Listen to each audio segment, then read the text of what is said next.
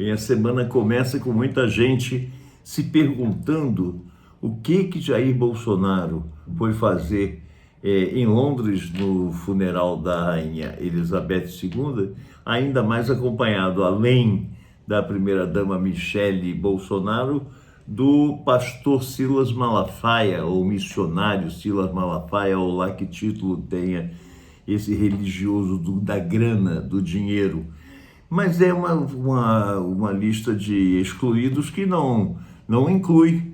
Os excluídos não incluem Jair Bolsonaro. Ele, ao contrário, foi recebido como chefe de Estado, bem como um convidado a esse cerimonial de despedida da rainha. Excluídos de verdade foram Rússia, Belarus, desde a invasão da Ucrânia não são bem vistos pela Inglaterra, e o que o Vladimir Putin, o presidente russo, considerou blasfemo e imoral. Também nessa lista está Myanmar, que é uma ex-colônia britânica administrada por militares que deram um golpe em 2021 e estão no poder e são considerados carniceiros, mas não é essa a questão. A Inglaterra considera também a Venezuela uma desconvidada desse funeral, mas os descartados incluem também Afeganistão e Síria, além do Nicolás Maduro. Sabe por que a Venezuela foi descartada? Porque a coroa britânica, o governo britânico, ele considera presidente da Venezuela Juan Guaidó, aquele cara que se autoproclamou presidente da Venezuela no lugar de Nicolás Maduro. Mas quem está governando é o Maduro. O Guaidó está inclusive sujeito à prisão e essas coisas, e não está nem aí para essa situação de Inglaterra e rainha e essas coisas. Ele pode ter mandado uma carta, ter pedido, ter emprestado sua solidariedade ao povo britânico, aquelas coisas formais, mas ele está mais preocupado com a solidariedade que devem prestar a ele, porque ele está perigoso, a situação dele está perigosa. Nos demais países latino-americanos, o México optou por enviar o seu chanceler Marco Ebrard, e Cuba, o vice-presidente Salvador Valdez Mesa.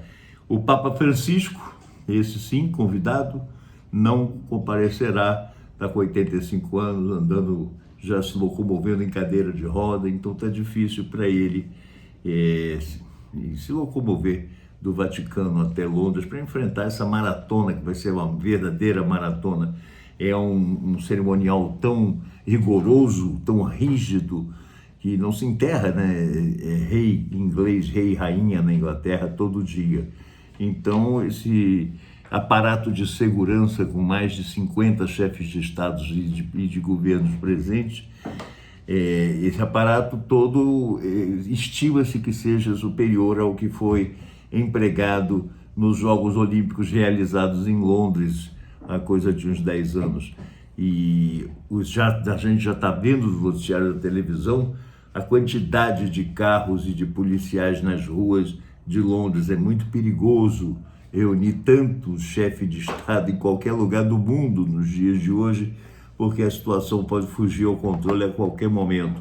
Entre outros líderes que estão esperados para hoje, estão o presidente Sérgio Mattarella, da Itália, Frank-Walter Steinmeier, da Alemanha, Isaac Herzog, de Israel, e Yoon Suk Yeol, da Coreia do Sul.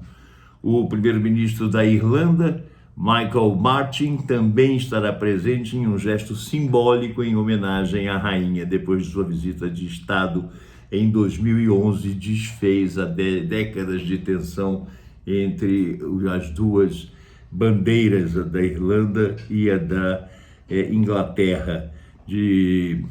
Assim, a Irlanda continua fazendo parte do Reino Unido, mas a situação é complicada. Muitos convidados também vêm dos países onde reinou Elizabeth II, apesar das ambições republicanas de alguns deles. 56 representantes de países da Commonwealth estarão na abadia. O primeiro-ministro australiano Anthony Albanese e a neozelandesa Jacinda Ardern devem participar. E também o presidente sul-africano, o primeiro-ministro de Bangladesh, o presidente do Sri Lanka e o primeiro-ministro de Fiji. Aquelas ilhas pequenininhas também foram uma colônia inglesa, também devem participar. Mas o curioso que eu gostaria de registrar da reação internacional à morte e agora os funerais da Rainha Elizabeth é a reação de países africanos, não tanto de governos africanos, mas de representantes, de ativistas africanos que disseram: a Inglaterra passou a Grã-Bretanha passou a vida inteira explorando os povos e os países sul-africanos da maneira mais brutal, mais cruel possível.